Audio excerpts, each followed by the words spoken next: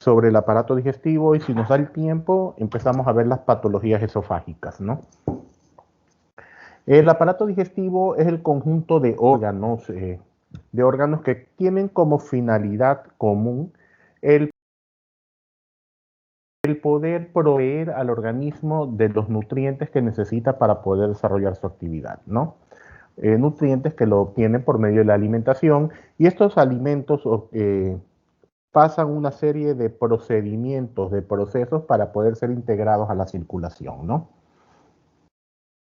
Desde el punto de vista funcional, podemos dividir al aparato digestivo en tres secciones. Una sección proximal, que es receptora de alimentos, formada por la boca, el esófago y el estómago. Una sección intermedia, que realiza la digestión, principalmente el duodeno, yeyuno e ilion, aunque vamos a ver que algunos procesos digestivos comienzan desde la boca y desde el estómago, ¿no? Pero principalmente la digestión se la realiza en el intestino delgado. Y una sección terminal destinada al almacenamiento y eliminación de los desechos, formada por el intestino grueso, el ciego, el colon y el recto. No paralelas, junto con estas secciones del aparato digestivo, también llamado tubo digestivo, encontramos unas glándulas anexas, ¿no? Que son las glándulas salivales, el hígado y el páncreas. ¿Por qué se llama tubo digestivo? Porque si a un cadáver le disecamos el aparato digestivo y lo extendemos, encontramos que se forma un largo tubo que mide entre 7 y 11 metros aproximadamente, pero todo sigue una estructura tubular. Bueno, este es el aparato digestivo, ya ustedes lo conocen. Histológicamente, a lo largo del aparato digestivo, del tubo digestivo, encontramos que está formado por 4 capas. Una capa mucosa, que a su vez encontramos formada por un epitelio, una lámina propia y una capa muscular, que le permite a esta capa muscular cambiar su forma y adaptarse de acuerdo a las necesidades del aparato digestivo, ¿no? En el epitelio, principalmente de las estructuras tubulares del tubo del intestino delgado, encontramos que existen pliegues en la mucosa y cada pliegue está formado por múltiples vellosidades, ¿ya? ¿Para qué sirven estos pliegues y estas vellosidades? Sirven para aumentar la superficie de contacto para la digestión y absorción de los nutrientes. Si a alguien le sacamos del aparato el intestino delgado y extendemos de manera lineal, de manera amplia, estos pliegues y estas vellosidades, ocuparían un espacio similar al que ocupa una cancha de fútbol, ¿no? La mucosa, como su nombre lo indica, tiene varias funciones, principalmente la producción de moco. Por de ahí viene su nombre, ¿no? Produce moco, el cual brinda una superficie lubricada, ¿ya? Para que evitar las fricciones en esa estructura, las fricciones en la mucosa, y brinda protección también al tubo digestivo. También la mucosa secreta enzimas y sustancias digestivas para favorecer la absorción. Es en este lugar donde se lleva a cabo la digestión y absorción de los productos de la alimentación, ¿no? Y también la mucosa ejerce un efecto de barrera para evitar que agentes infecciosos penetren por el tubo digestivo. La submucosa está constituida por tejido conectivo denso y tejido adiposo, ¿no? En ella se encuentran los vasos sanguíneos, nervios y estructuras necesarias para la secreción enzimática. Más hacia afuera de la submucosa se encuentra la capa muscular, ¿ya? Formada por una doble capa de músculos. Una capa interna formada por músculos circulares, ¿ya? Y una capa muscular externa formada por músculos longitudinales. Cada uno de ellos ejerce una función específica durante el peristaltismo. Y finalmente, la capa más externa de todas es la serosa, formada por un epitelio plano de tejido conectivo, también se lo llama peritoneo. Existe una doble capa de este tejido seroso, un peritoneo visceral y un peritoneo parietal. El peritoneo visceral es el que se encuentra rodeando, como su nombre lo indica, rodeando a las vísceras, ¿ya? Y el peritoneo parietal es el que lo permite tener adherido a las estructuras de las paredes abdominales, ¿ya? En medio de estas dos capas circula una cantidad regular de líquido que permite la lubricación entre estas capas. Evitar de que se friccionen, ¿no? El mesenterio se lo denomina así a la doble capa de peritoneo que envuelve una víscera, ¿ya? Y que a través de ella se permanece rígida, adherida a las paredes abdominales. En esta capa de mesentérica, circulan los vasos sanguíneos y la inervación que recibe cada uno de estas vísceras, ¿no? Y finalmente tenemos lo que se denominan los epiplones, formado por unos pliegues alargados del mesenterio. Epiplón mayor, que nace del estómago y hace un efecto como de delantal por delante de la cavidad abdominal, y un epiplón menor que va del hígado hacia el estómago, ¿no? Hasta ahí tenemos lo que es el recuento histológico del tubo digestivo. Respecto a su fisiología, como dijimos, la función del tubo digestivo es digerir alimentos, absorber los nutrientes para ser llevados al torrente sanguíneo, ¿no? Para que pueda llevarse a cabo esta función del tubo digestivo, se tienen que realizar una serie de procesos. ¿Cuáles son esos procesos? La motilidad, secreción, digestión y absorción. Vamos a ver entonces, dentro del funcionamiento del tubo digestivo, cada uno de estos procesos. El primero de ellos, la motilidad. Para que se pueda realizar la motilidad adecuada del aparato digestivo, necesitamos que tenga una inervación adecuada y tiene una inervación bastante prolija, brindada por tres sistemas nerviosos. El sistema nervioso entérico, propio del tubo digestivo, el sistema nervioso autónomo y el sistema de marcapasos. Vamos a ver qué es cada uno de ellos. El sistema nervioso entérico está formado por dos plexos nerviosos. Un plexo interno, que es también llamado plexo submucoso o plexo de Meissner, ¿ya? Que se encuentra a nivel de la submucosa y ejerce un papel importante regulando las secreciones y ciertas motilidades localizadas en el área. El otro plexo nervioso, el plexo mientérico, también llamado plexo de Auerbach, se encuentra localizado entre las dos capas musculares, la capa circular y la capa longitudinal. Entonces, por lógica, este plexo nervioso va a dar inervación a estas fibras musculares, regulando su movimiento, ¿no? Los movimientos peristálticos y movimientos circulares que vamos a ver más adelante. El sistema nervioso autónomo proporciona inervación simpática e inervación parasimpática. La inervación parasimpática del aparato digestivo está dada principalmente por el nervio vago, el décimo par.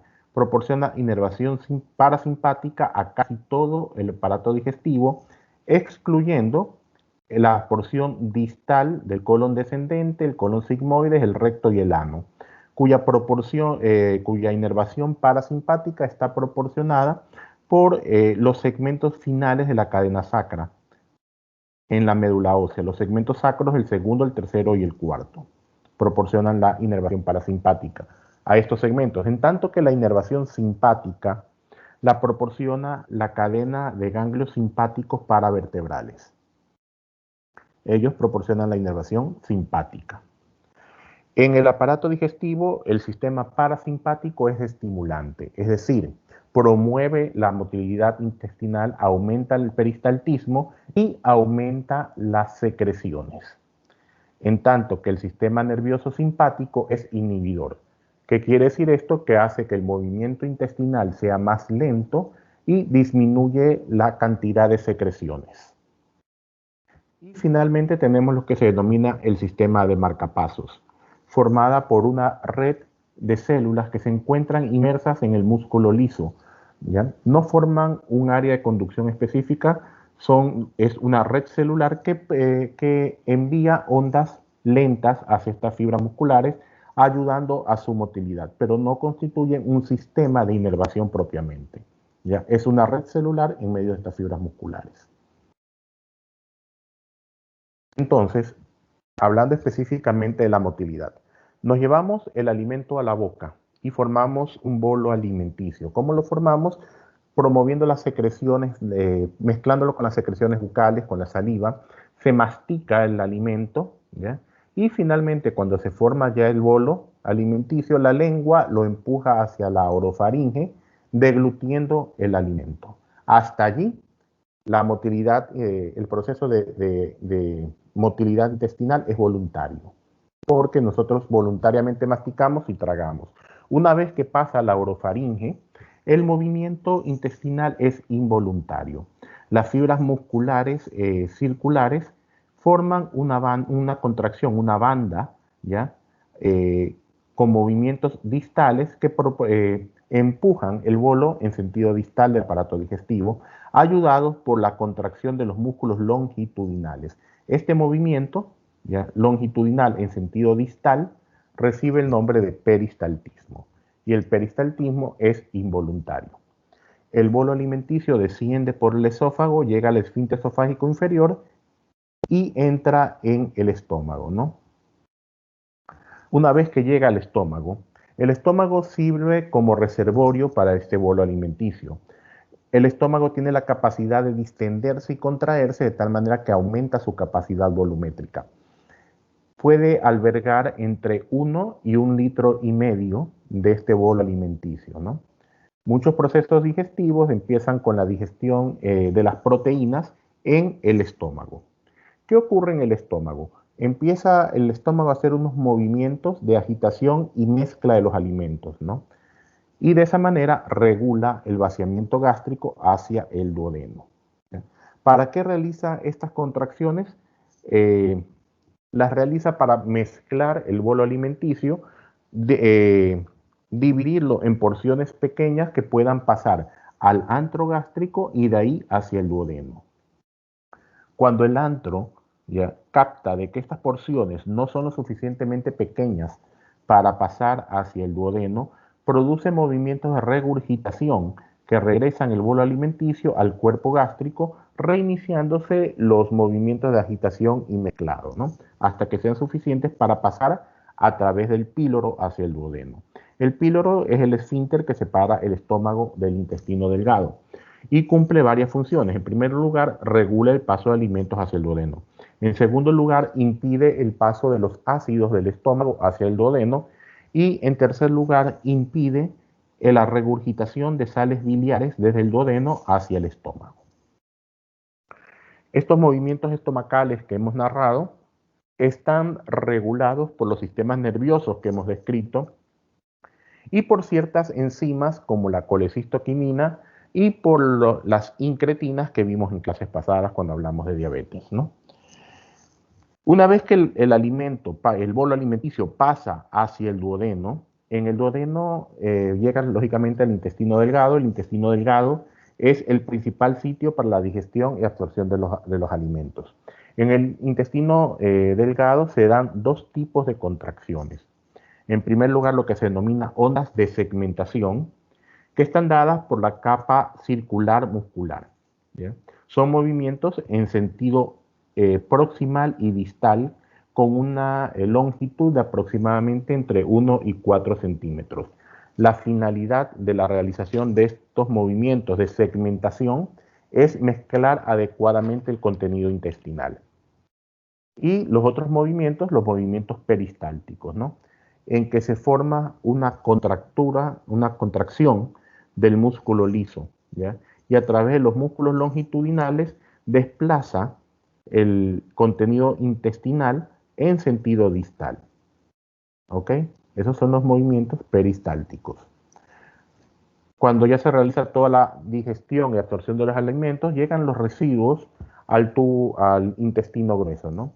En el intestino grueso también hay movimientos de mezclado y de propulsión en sentido distal, hasta llegar finalmente a las estructuras del recto y el ano. La defecación está controlada por dos esfínteres.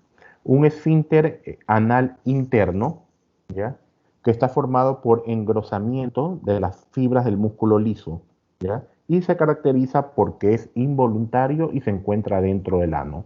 El esfínter anal externo está formado por músculo esquelético estriado, está por fuera del ano y es voluntario. ¿Alguna pregunta hasta allí? doctor. Okay. Bueno, entonces vamos a ver lo que son las secreciones intestinales.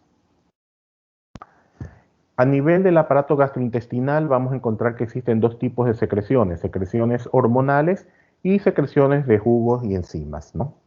Las secreciones hormonales, como ya hemos visto en una clase anterior, pueden ser endócrinas o parácrinas de acuerdo a la localización distante o proximal de la célula blanco con respecto a la célula que emite esta secreción hormonal, ¿no? Las secreciones hormonales principales, algunas de estas secreciones hormonales a nivel del tubo gastrointestinal, son las que nombramos aquí a continuación. La colecistoquinina, producida por el duodeno y el yeyuno, estimula la contracción de la vesícula, promueve secreción de enzimas pancreáticas y regula la velocidad del vaciamiento gástrico. La gastrina, producida en el antro gástrico y en el duodeno, ¿ya?, estimula la producción de ácido gástrico, de ácido clorhídrico, para fomentar la digestión, ¿no? La grelina, producida en el fondo gástrico, estimula la secreción de la hormona del crecimiento, ¿ya? Y eso actúa como estimulante del apetito, por eso se la conoce como la enzima del hambre. Tenemos también las incretinas, que las hemos visto anteriormente, que actúan regulando el vaciamiento gástrico y promoviendo la liberación o supresión de la insulina de acuerdo al contenido alimenticio. A lo largo del tubo gastrointestinal, las glándulas secretoras tienen dos funciones básicas. En primer lugar, producción de moco para lubricar el interior del tubo digestivo y proteger la capa mucosa de la pared gastrointestinal, ¿no? Y secreciones de líquidos y enzimas para facilitar la digestión y absorción de los nutrientes. Las secreciones gastrointestinales, aquí podemos verlas dónde se originan y cuánto producen al día, ¿no? Las glándulas salivales producen aproximadamente 1.200 mililitros diarios. Las secreciones gástricas producen 2 litros al día. Las secreciones pancreáticas, 1.200 mililitros al día. Las secreciones biliares, 700 mililitros al día. Las secreciones intestinales, 2 litros al día. Eso nos da un total de aproximadamente 7 a 8 litros al día, ¿no? Pero en las heces solamente se pierde 100 a 200 mililitros. El resto de líquido secretado a lo largo del aparato gastrointestinal se reabsorbe en el intestino delgado e intestino grueso. Como vamos a ver más tarde, esto nos indica la importancia que tienen las secreciones líquidas para la digestión y absorción de los alimentos en un proceso que se llama hidrólisis. La concentración de líquidos y electrolitos de las secreciones gastrointestinales son muy similares a las concentraciones de líquido extracelular. Por lo tanto, el exceso de secreción o déficit de secreción altera al aparato, altera el líquido extracelular. La regulación de las secreciones, como dijimos anteriormente, están dadas por el sistema nervioso autónomo. El sistema nervioso parasimpático estimula las secreciones, en tanto que el sistema nervioso simpático va a disminuir, va a inhibir la cantidad de secreciones. Veamos las secreciones principales de acuerdo a las áreas, a los segmentos del aparato gastrointestinal. Las glándulas salivales, principalmente parótidas, submaxilar, sublingual y bucales, hay quienes hablan en los últimos años de unas glándulas salivales de localización faríngea, pero todavía se encuentra en estudio, no está comprobado. Las glándulas salivales, parótidas, submaxilar, sublingual y bucales, cumplen las siguientes funciones. Producen moco, como ya hemos visto, lubricar, protección del aparato gastrointestinal. Producen una enzima que se llama lisozima, que tiene acción antibacterial. Y por acción de la amilasa y la tialina salival, amilasa y tialina salival, empieza en la boca la digestión de los almidones. Las secreciones gástricas cumplen dos funciones. En primer lugar, una función de desinfección del bolo alimenticio, ¿ya?, y favorecer el proceso digestivo. Estas son las principales secreciones a nivel gástrico de acuerdo al tipo de células que encontramos en el estómago, ¿no? Las células epiteliales ubicadas en el fondo, cuerpo y antro del estómago producen moco, cuya función, como ya hemos visto, protección y lubricación. Las células parietales ubicadas en el cuerpo y fondo producen ácido clorhídrico para promover la digestión y también secretan factor intrínseco que es importante para la absorción de la vitamina B12. Las células principales del cuerpo y fondo gástrico producen pepsinógeno, ya que este da origen a la pepsina y ahí comienza la digestión de las proteínas, ¿no? Las células G producidas por el antro gástrico producen gastrina, que estimula a las células parietales a la producción de ácido gástrico. Este es un gráfico de una célula gástrica, ¿no? Y nos explica cómo se produce el ácido clorhídrico. El dióxido de carbono producido por el metabolismo en las células se une al agua, ¿verdad? De esta unión del dióxido de carbono con agua forma ácido carbónico. El ácido carbónico se va a su vez a dividir en una molécula de bicarbonato y una molécula de hidrógeno. La molécula de bicarbonato pasa al torrente sanguíneo intercambiada con una molécula de cloro. Acuérdense que hemos dicho que el cloro tiene un antagonismo competitivo con el bicarbonato. Entonces, sale bicarbonato, entra cloro, ¿ya? Este cloro, por medio de una difusión, pasa a la luz gástrica, ¿no? El cloro. El hidrógeno que quedó de la separación con el bicarbonato, por medio de una bomba de protones, pasa también a la luz gástrica intercambiada con una molécula de potasio, ¿ya? Entonces, este hidrógeno y el cloro que pasan a la luz del estómago se mezclan y dan origen al ácido clorhídrico o ácido gástrico. Algunas sustancias como la acetilcolina, la gastrina y la histamina promueven esta secreción de ácido clorhídrico, ¿no? Por eso el tratamiento de la acidez, ¿ya?, del estómago se basa principalmente en dos tipos de medicamentos: inhibidores de la histamina, los receptores H2 de la histamina, o inhibidores de esta bomba de protones, ¿ya? Inhiben cualquiera de estos dos para evitar la secreción ácida. El moco gástrico ejerce un mecanismo de defensa del estómago. No vamos a profundizar mucho esto porque esto es lo que tienen que entregar en las tutorías. Y me olvidé de hablarles algo de la tutoría al comienzo, se los hablo al final. Ya solamente vamos a decir que es estimulado por las prostaglandinas G2, ¿ya? Que ciertas sustancias como la aspirina, los antiinflamatorios no esteroides, el Helicobacter pylori, el alcohol y las sales biliares producen lesión en la pared celular, ¿ya?, en la pared gástrica, y eso hace que disminuya la secreción de ácido gástrico. Los antiinflamatorios también inhiben la ciclooxigenasa 2, que es un precursor de las prostaglandinas G2. A nivel del intestino, el intestino secreta jugos digestivos y recibe secreciones por parte del páncreas y del hígado, ¿no? Vamos a encontrar aquí que existen algunas glándulas, algunas estructuras que secretan cierto tipo de sustancias, ¿no? Las glándulas de Brunner, localizadas en el duodeno, secretan un moco altamente alcalino. ¿Cuál es la función de la secreción de este moco altamente alcalino en el duodeno? Es neutralizar la acción del ácido gástrico que viene proveniente del estómago, ¿no? Las criptas de Lieberkühn, acá me parece que hay un gráfico, las criptas de Lieberkühn, aquí las podemos ver, adyacentes a las vellosidades intestinales, secretan gran cantidad de líquido. Se piensa que secretan aproximadamente 2 litros de líquido seroso, ya para favorecer la absorción de los alimentos.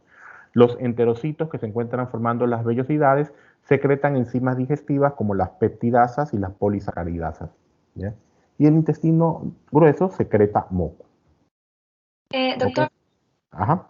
las glándulas de Brunner, o sea, las primeras, ¿para qué eran? O sea, neutralizaban. Sí, las glándulas de Brunner producen un moco altamente alcalino, ¿ya? Entonces, al ser alcalino, neutralizan al ácido gástrico que llega proveniente del estómago, ¿ya? Ah, Vimos que el Helicobacter pylori, vimos que el esfínter, esfínter impide el paso de ácido del estómago al duodeno, ¿no? Pero, lógicamente, va a haber cantidad de ácido que se escapa a esta regulación, ¿ya? Y para evitar que pueda tener una acción inflamatoria sobre el duodeno, secreta gran cantidad de moco alcalino, ya para neutralizar la acción ácida, ¿no? Ah, ok, gracias. Ok. ¿Alguna otra pregunta hasta allí? Bueno, si no preguntan, yo pregunto. ¿Qué sería la digestión? ¿Qué se les ocurre que es la digestión?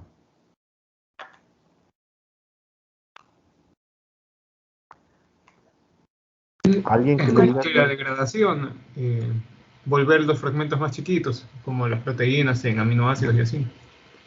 Volver, sé que la idea la tiene clarita, pero me hizo gracia cómo lo, lo Claro, expresó, los azúcares los vuelven volverlos monosacáridos y claro. sacáridos.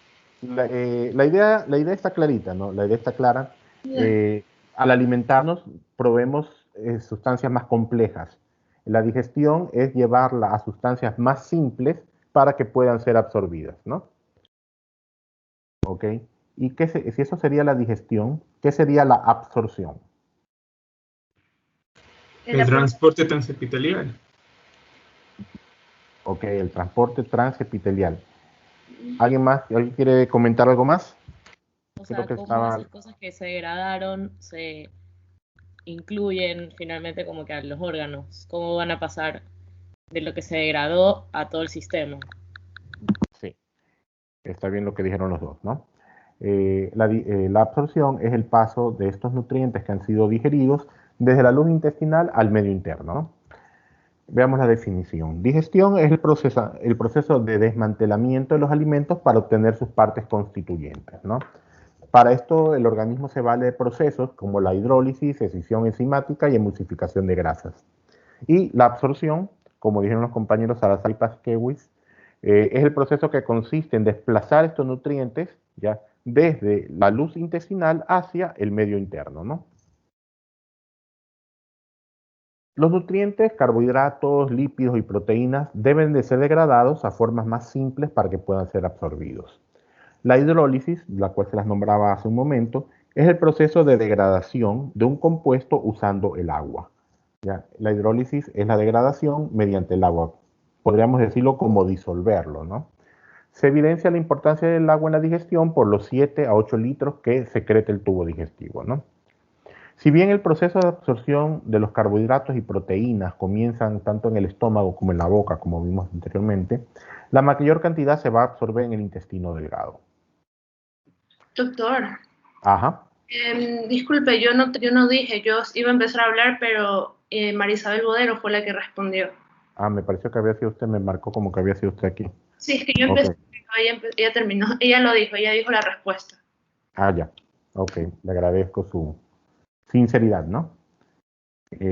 Bueno, estábamos diciendo que los carbohidratos y las proteínas, si bien comienza su absorción en la boca y en el estómago, la mayoría se absorbe en el intestino delgado, ¿no? Las grasas sí se absorben en su totalidad en el intestino delgado. La absorción, que dijimos que es el proceso mediante el cual estos nutrientes pasan de la luz del tubo digestivo hacia el medio interno, ¿no? La absorción se logra por difusión o por transporte activo, ¿ya? Algunos procesos necesitan un transporte activo para poder ser absorbidos. Por ejemplo, la vitamina B12 que se une al factor intrínseco, ¿no? La absorción de aminoácidos y glucosa requiere la presencia de sodio para ser absorbidos a través de una bomba especial de cotransporte de sodio y glucosa o de cotransporte de sodio y aminoácidos, ¿no? Veamos entonces cómo se realiza la absorción de cada uno de ellos. La dieta diaria consta de 350 a 400 gramos de carbohidratos. ¿Cómo se componen estos carbohidratos? El 60% son almidones, el 30% sacarosa, el 10% lactosa y menos el 1% las maltasas. Maltosa sería.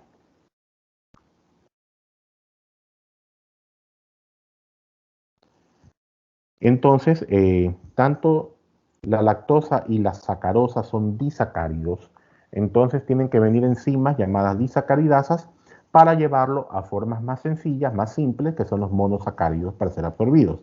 El almidón es un polisacárido, ¿ya? Entonces la enzima lo lleva a disacáridos y después estos disacáridos, por acción de estas disacaridasas, lo llevan a monosacáridos. ¿Ok? Entonces la lactosa, por acción de la lactasa, se obtiene glucosa y galactosa. De la sacarosa, por acción de la sacarasa, se obtiene fructosa y glucosa. Del almidón, por acción de la amilasa, vamos a obtener disacáridos que son la maltosa, la maltotriosa y las alfa-dextrinas. La maltosa y la maltotriosa, por acción de la maltasa, se obtienen monosacáridos como la glucosa y la galactosa. Aquí está mal, ¿no? Y las alfa-dextrinas, por acción de la alfa-dextrinasa, también glucosa y galactosa. La fructosa se absorbe por difusión, ¿ya? La glucosa y la galactosa, como les decía, requiere de un cotransportador sodio-glucosa, llamada también SGLT1, ¿no? Para pasar desde la luz intestinal, ¿ya?, al interior de la célula del tubo digestivo. A través, aquí vemos, de un cotransportador sodio-glucosa, ¿ok? Y para pasar desde la luz intestinal hacia de la célula intestinal hacia la sangre, lo hace a través de una bomba de transporte de glucosa o de galactosa. Aquí vemos que la fructosa pasa por difusión y la absorción de estos carbohidratos crea un gradiente, ¿ya?, para que pueda ser absorbida el agua. Los lípidos. La dieta aporta aproximadamente 120 a 140 gramos de lípido. Estos se absorben principalmente en forma de triglicéridos, ¿ya?, y debe pasar de moléculas grandes de grasas a moléculas pequeñas para ser digeridas por las enzimas hidrosolubles, un proceso que se llama emulsificación de las grasas. Las grasas grandes llegan al estómago y recuerden que dijimos que en el estómago tenían unos movimientos de agitación, ¿ya?, la cual la principal función es llevarla, estas grasas, de porciones mayores a porciones menores. Una vez que se llevan a porciones menores, llegan al tubo digestivo, donde por acción de las sales biliares se desarrolla un proceso de emulsificación, ¿ya? Y esta emulsificación aumenta la cantidad de los triglicéridos en el tubo digestivo. Los triglicéridos, por acción de la lipasa pancreática, van a ser degradados a monoglicéridos y ácidos grasos libres que, al ser absorbidos, van a formar los kilomitones. Las proteínas, como dijimos, la absorción de proteína empieza por la secreción de pepsinógeno en el estómago, que da origen a la pepsina. La pepsina empieza la digestión de las proteínas, pero a su vez la pepsina estimula la formación de otras enzimas digestivas, principalmente pancreáticas, como las elastasas, las carboxipeptidasas, la tripsina y la quimiotripsina, ¿ya?, y que estas van a actuar también en la digestión de las proteínas. En el borde cepillo entérico se absorben péptidos de 1, 2 y 3 aminoácidos. Otros aminoácidos se unen al sodio para ser absorbidos por una bomba de cotransporte aminoácido-sodio, como vimos que pasaba con la glucosa. Y los aminoácidos se absorben por difusión facilitada. ¿Ok? ¿Tienen alguna pregunta hasta allí? ¿O lo tenemos claro? Por ahora, claro, doctor. Ya. Todo claro. Ok. Entonces, eso es lo que teníamos que ver respecto a las estructuras, a la estructura del tubo gastrointestinal, su funcionamiento, cómo se produce, se lleva a cabo la motilidad, secreción, digestión y absorción. ¿Ok? Como parece, si tenemos tiempo, vamos a ver lo que son las patologías esofágicas. ¿Por qué me interesa adelantarlas?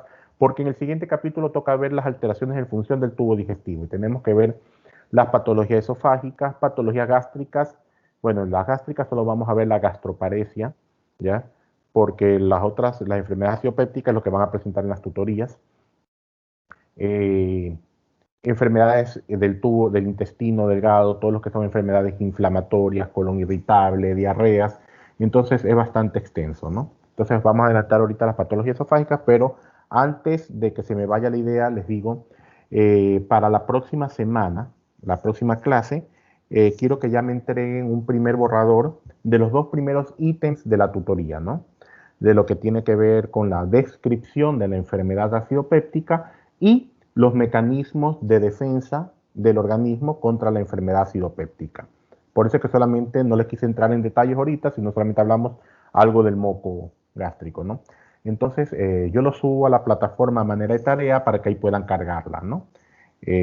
Son grupos, pero cada ¿Solo uno... uno lo sube? No, eso es lo que iba a decir ahorita.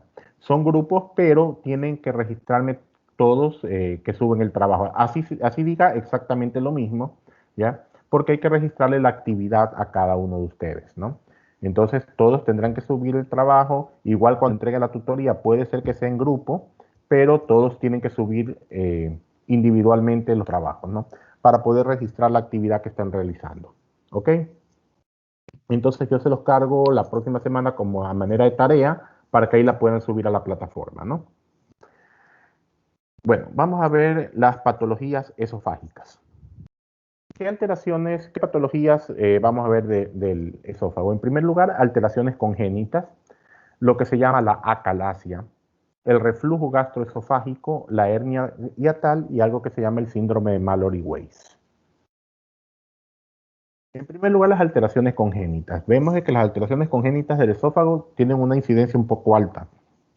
1 por cada 45.000 neonatos. O sea, 1 de cada 45.000 niños que nacen con una alteración congénita del esófago.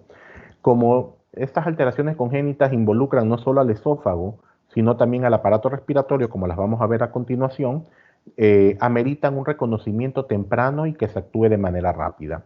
Los niños que tienen bajo peso al nacer tienen mal pronóstico en relación a los que tienen un peso adecuado, ¿no? Y las alteraciones congénitas pueden ser en el sentido de atresia esofágica o de fístula tráqueo-esofágica. Como les dije, produce síntomas respiratorios y síntomas digestivos. Este gráfico nos indica qué es lo que podemos encontrar. Podemos encontrar que exista las atresias. Las atresias es cuando no se sigue, un orificio se encuentra cerrado de manera congénita. Eso llamamos atresia. Entonces aquí podemos ver las combinaciones de atresias con fístulas. Puede ser que exista una atresia esofágica del borde proximal con una fístula del esófago hacia la tráquea. Puede ser a la inversa, que la atresia sea distal y la fístula en sentido proximal hacia la tráquea. Puede ser que simplemente no exista atresia, sino que exista la fístula desde el esófago, ¿ya? O puede ser que los dos segmentos, tanto proximal como distal del esófago, produzcan fístulas hacia la tráquea. Doctor, una pregunta. En el primer caso, la alimentación no es posible. Claro, por eso es que decíamos que amerita una resolución rápida, ¿no? Pongamos de que no se percatan que esto está ocurriendo, ¿no? Entonces, este niño, déjame poner la imagen un ratito. Ya. Esta alimentación se va a regurgitar todo lo que coma, ¿ya? Y en este caso de acá, o en el de acá, o en cualquiera de los otros tres, lo que alimente puede ir a la vía respiratoria, ¿ya? Por eso estamos diciendo que amerita un reconocimiento rápido para actuar oportunamente. ¿Qué es lo que hacen con los niños recién nacidos? Con una sonda nasogástrica, las introducen en la boca, ya succionan las secreciones con las que nacen y ven de que la vía digestiva se encuentre completamente permeable, ¿no? ¿Eso es un protocolo con todos los niños, los neonatos? Claro, así es un protocolo. Es un protocolo porque el niño nace, al momento de nacer está inmerso en el líquido amniótico de la madre, ¿no? Entonces cuando nacen le succionan, porque el líquido lo tiene por todos lados, empiezan a succionarle con una sonda y al succionar la boca del líquido amniótico la pasan la sonda para ver que el esófago sea permeable, ¿no? Gracias. Ok, esas son las alteraciones congénitas. Doctor. Ajá. No, yo le quería hablar sobre las alteraciones. De todas esas, Sí. creo que la C, solo en la C es la que se puede alimentar mejor, ¿no? Porque en las otras prácticamente o van a la vía respiratoria o no se pueden absorber. Claro, pero igualmente yo te diría que esta es la de más riesgo, digamos, ¿no? Porque si hay una fístula, ¿ya? También se te puede pasar el alimento de la vía digestiva a la vía respiratoria. Pero en el momento que hago la comprobación, si el tubo digestivo es permeable, ¿ya? En cualquiera de estos no me pasa la sonda, ¿ya? Pero aquí sí me pasa la sonda, ¿ya? Pero existe una fístula, entonces muy probablemente en el momento que le doy la primera leche al niño, ¿ya? Se me puede ir hacia la vía respiratoria. Y estoy confiado de que pase la sonda y la vía estuvo permeable. Entonces podría ser también peligrosa, ¿no? Oh, ya. Ajá. Igual que peligroso, más todavía. Claro, porque puede estar confiado de que todo está de manera adecuada, ¿no? Bueno, existe lo que se llama la acalasia. ¿Qué es la acalasia? Es la obstrucción del esófago por contracción del esfínter esofágico inferior, ¿no? Eso produce una obstrucción funcional, ¿ya? Entonces, ¿qué manifestaciones va a dar? Va a dar disfagia, es decir, dolor al tragar, regurgitación y dolor retroesternal. Aquí vemos un gráfico que nos indica lo que es la acalasia, la obstrucción a nivel del esfínter esofágico. Aquí vemos el esófago y el esfínter permeable, ¿no? Aquí existe una contracción del esfínter esofágico, ¿ya? Entonces no hay paso y eso produce una dilatación del esófago. Ya vamos a ver una imagen un poquito más natural, ¿ya? La causa es desconocida, pero se piensa que puede ser alteraciones en el plexo mientérico, en el plexo que da la inervación a las fibras musculares. Puede ser producido, por ejemplo, por neoplasias, tumores, y es bastante frecuente en lo que se denomina la enfermedad de Chagas. Déjenme poner primero una foto de aquí. Aquí vemos una imagen típica, ¿ya?, de la acalasia. A este paciente le han dado de tomar un medio de contraste para poder tomar una radiografía y visualizar qué está pasando, ¿no? Vemos el esófago muy dilatado. Doctor, la enfermedad de Chagas era la que era causada por tripanosoma. Sí, por el Trypanosoma cruzi, el parásito. Y transmitido por un insecto que se llama El chinchorro. Zorro. Ah, El chinchorro. chinche. el chinchorro. Sí. Eso, si no me equivoco, pasaba en las personas que tenían como casas de caña, ¿verdad? Sí, pero el chinchorro es la forma folclórica de llamar al insecto, ¿no? ¿Cuál es el nombre del insecto? Chagas. No, el Chagas es el médico brasileño que descubrió la enfermedad, que describió la enfermedad. Triatoma dimidiata. Que transporta el Trypanosoma cruzi, que es quien produce la enfermedad.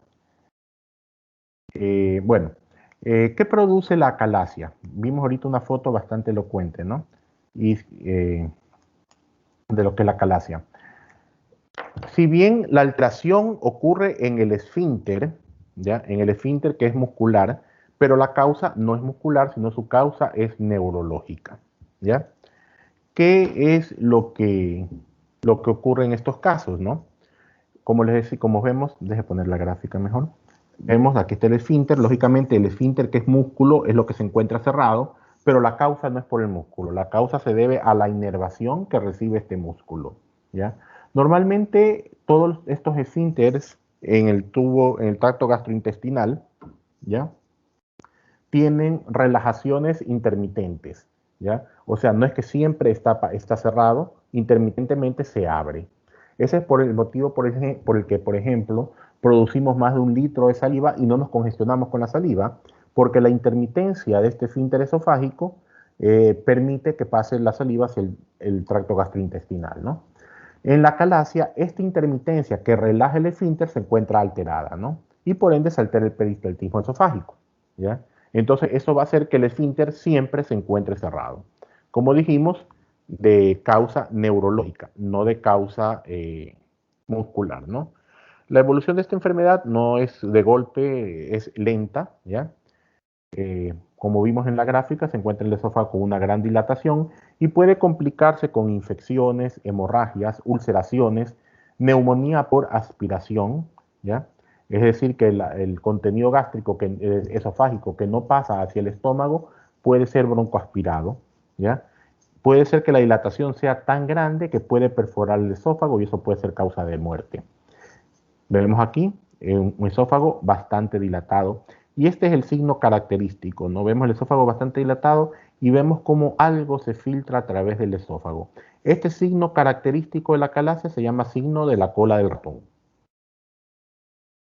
Doctor, Y solo ocurre en una la pregunta. parte distal, ¿verdad, doctor? Sí, así es. Doctor, una pregunta. Entonces, ¿la acalasia sería lo mismo que el megasófago o el megasófago es como una consecuencia de la acalasia? O sea, desde el punto de vista descriptivo puramente, podemos decir que la acalasia produce un megaesófago, ¿no? ¿ya? Pero, ¿por qué megaesófago? Porque vemos de que el esófago está aumentado de tamaño, ¿no? Existen también otras enfermedades que pueden producir un megaesófago también en este tipo de alteraciones. Podemos decir que la calasia es un megaesófago, pero no todo megaesófago es una calasia. Doctor, ¿cómo dijo que se llamaba ese signo? De la cola de ratón. Ah, ok, gracias. Doctor, entonces más que todo, la principal causa de la calasia es neurológica, como usted lo Claro, dijo. no la principal, la causa es neurológica, ¿ya? Si bien se Solo, afecta, oye, se listo. afecta el esfínter, que es un músculo, pero se afecta por una causa neurológica. ¿Ok? El reflujo gastroesofágico. El reflujo gastroesofágico es la incompetencia de este esfínter esofágico inferior para impedir el paso del ácido gástrico hacia el esófago. Podemos decir que entonces aquí es lo contrario, ¿ya? En la calasia el esfínter lo encontramos completamente cerrado y no se puede abrir. Aquí es lo contrario. El esfínter es incompetente y no alcanza a cerrarse completamente, ¿ya? El principal síntoma del reflujo gastroesofágico es la pirosis. ¿Qué es la pirosis? Es la sensación quemante, urente, de la boca del estómago hacia el pecho siguiendo el trayecto del esófago, ¿no? Empeora en las noches por la posición supina. El paciente se encuentra acostado, el esófago está al mismo nivel del estómago y si el esfínter esofágico inferior no se cierra, pasa el ácido con facilidad, ¿no? ¿Qué puede causar este reflujo gastroesofágico? Cualquier causa que produzca exposición del esófago al ácido gástrico, ¿ya? Disminución del tono del esfínter esofágico inferior, aumento de la producción del ácido gástrico, obstrucción del tránsito gástrico, es decir, pongamos, hay una obstrucción a nivel del píloro, el ácido no pasa y se regresará hacia el esófago, ¿no? Y la hernia hiatal, la cual la vamos a ver más adelante, ¿no? ¿Qué es lo que ocurre en el desarrollo de este reflujo gastroesofágico? Puede ser que haya cualquier causa, como decíamos anteriormente, un retraso en el vaciamiento gástrico, una frecuencia aumentada en las relajaciones transitorias del esfínter esofágico inferior, un incremento de la acidez, que se pierde el peristaltismo luego de las relajaciones transitorias del esfínter esofágico, o que esté disminuido el tono de ese esfínter esofágico. Cualquiera de estas causas va a ocasionar que el ácido ascienda hacia el esófago, produciendo una lesión esofágica inicial, ¿ya? Eso lleva a que ocurra un tejido cicatrizal en el esfínter esofágico. Entonces, como consecuencia del tejido cicatrizal, el esfínter esofágico se vuelve incompetente y se desarrolla una retroalimentación positiva, porque entonces mientras más incompetente es, más ácido regresa, se forma más tejido cicatrizal, ¿ya? Y eso aumenta la incompetencia del esfínter esofágico inferior, ¿ya? Síntomas que va a producir la estrechez, va a producir dolor, obstrucción, puede haber incluso hasta perforación por efecto del ácido. Se puede formar lo que se llama el esófago de Barrett, la metaplasia esofágica, ya consecuencia del ácido gástrico, ¿no? Y que puede degenerar en un cáncer, en un adenocarcinoma. Esta gráfica nos indica lo que estábamos hablando, ¿no? El esfínter esofágico inferior incompetente que permite el paso del ácido hacia el esófago. Manifestaciones clínicas, como dijimos, lo principal es la pirosis, la sensación quemante, urente, retroesternal, porque encuentra afectando el esófago, ¿no? Complicaciones, eso puede llevar a que el tejido cicatrizal produzca una estrechez del esfínter, ¿ya? Puede haber hemorragias por la situación del ácido lastimando el esófago, pueden haber perforaciones, ronquera y neumonías por aspiración, ¿no? Tenemos lo que se llama el esófago de Barrett. ¿Qué es el esófago de Barrett? Es una metaplasia del esófago, ¿ya? Por efecto del reflujo constante, ¿ya? La metaplasia, ¿sí saben lo que es una metaplasia? Es el cambio de tejido por otro. Es el cambio del tejido. Es como la conversión de tejido. Sí, como un mecanismo de adaptación. ¿Qué le ocurre en el reflujo gastroesofágico? Esto lo debieron de haber visto en el capítulo de adaptación celular, ¿no? ¿Qué es lo que ocurre en el reflujo gastroesofágico? El ácido gástrico sube y lastima el esófago. Entonces el organismo hace que las células esofágicas puedan adaptarse a la acción de este ácido. ¿Cómo lo hace? Cambiando el tejido esofágico por tejido gástrico, ¿ya? Y ese cambio del tejido esofágico por células gástricas es lo que se denomina la metaplasia esofágica o esófago de Barrett. El problema es que esta metaplasia puede degenerar en un adenocarcinoma de esófago.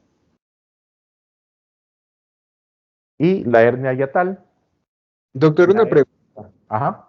Disculpe por interrumpir. El No, esófago, sí.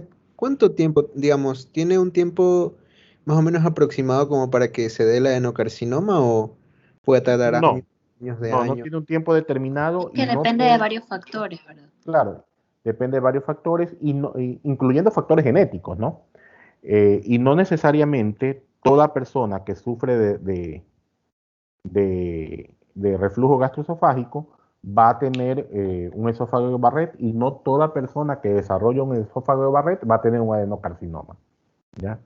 Entonces, así como depende la evolución, depende también los tiempos, ¿no? Entonces, no obligatoriamente toda persona que sufre del problema va a tener ese tipo de complicaciones. Gracias, doctor. Ajá. Doctor, y para aliviar más o menos esta pirosis por reflujo gastroesofágico, ¿no sería como una recomendación decir al paciente que duerma como del lado izquierdo, como para evitar mayormente los reflujos? No, o sea, a ver, el reflujo se trata de dos maneras principalmente. Medicamentosa, dando medicamentos prokinéticos, que son prokinéticos, fármacos que promueven el peristaltismo, ¿no? Entonces, al promover el peristaltismo, hace que se mueva el tubo digestivo en sentido distal para tratar de evitar el sentido proximal, ¿no? La regurgitación. En primer lugar. En segundo lugar, que duerman con la cabecera levantada, ¿ya? Pero no la cabeza, sino desde el tronco, ¿ya? Para que el esófago quede en un nivel superior al estómago, ¿no? ¿Ya?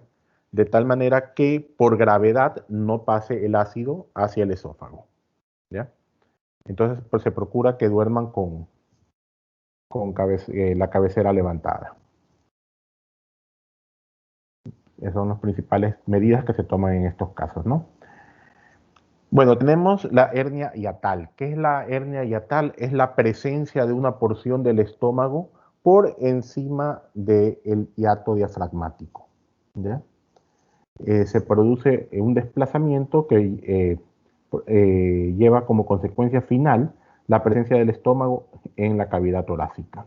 Existen dos tipos de hernias hiatales: lo que se denomina hernia por desplazamiento, en que todo el estómago entra hacia la cavidad torácica, o lo que se denominan las hernias paraesofágicas, que una porción del estómago hace un bulto, una hernia al lado del esófago, ¿no? Son problemas molestosos. Muchas hernias hiatales no dan síntomas, pero cuando ya producen síntomas son verdaderamente molestosos, pueden producir pirosis, pueden producir reflujo y principalmente pueden producir dolor. Y finalmente, el síndrome de Mallory-Weiss. El síndrome de Mallory-Weiss es el desgarro longitudinal que sufre el esófago por vómitos excesivos, vómitos demasiado fuertes. El vómito fuerte te puede terminar desgarrando el esófago, ¿no? Y ocurren principalmente en el sitio de la unión gastroesofágica. Lógicamente, producirá sangrado, ¿no? ¿Alguna pregunta sobre las patologías esofágicas? Doctor, tengo entendido que la hernia hiatal, la mayoría de los casos es congénita, ¿no? O sea, puede haber factores congénitos que produzcan debilidad muscular en el músculo diafragmático y que puede hacer que se presenten. No necesariamente, pero sí se ve alta incidencia familiar, ¿no? Cuando tienes un paciente con hernia hiatal y le preguntas los antecedentes, sí, la mamá, el papá lo tiene, ¿no? Pero no en el sentido estricto, es algo que puede ocurrir. Oh, ya, listo, doctor. Ok, ¿alguna otra pregunta? Ok. Si no hay preguntas, bueno, hasta ahí vamos a llegar. La próxima clase vamos a tratar el resto de las enfermedades del aparato digestivo, tanto del estómago, del intestino delgado, del intestino grueso, ¿no? Y las tutorías, como les dije, les voy a subir en la plataforma de Moodle para que vayamos avanzando en el tema. La idea es ir viendo cómo van avanzando en el tema, hacemos los correctivos, ¿ya? De tal manera que cuando presenten la tutoría estén todo como queremos que que se presente el trabajo, que hayan aprendido de él, ¿ya? Y puedan obtener la nota de la manera adecuada, ¿no? Bueno, gracias y que tengan una buena tarde. Doctor, Ajá. Igualmente, doctor. ¿le podría preguntar cuáles son las patologías que vamos a ver en la próxima clase? A ver, vamos en orden. ¿Cómo se llama? Del estómago, las patologías que vemos en el estómago son dos. La enfermedad ácido péptica, la cual no la vamos a tocar porque va a ser el tema de tutoría, ¿ya? Y vamos a ver lo que se llama la gastroparesia diabética, ¿ya? A nivel del tubo digestivo, del intestino, vamos a ver lo que es la diarrea, ¿ya? Las diarreas, las enfermedades inflamatorias del tubo digestivo, es decir, enfermedad de Crohn y colitis ulcerosa, y vamos a ver lo que es el colon irritable. Gracias, doctor. ¿Ok? ¿Alguna otra pregunta? No, hasta luego Ya. entonces. Ok, Gracias. gracias. Hasta luego, cuídese. Gracias, doctor. Cuídese. Gracias, doctor. Que Cuídese. tenga buen Hasta día, luego. gracias.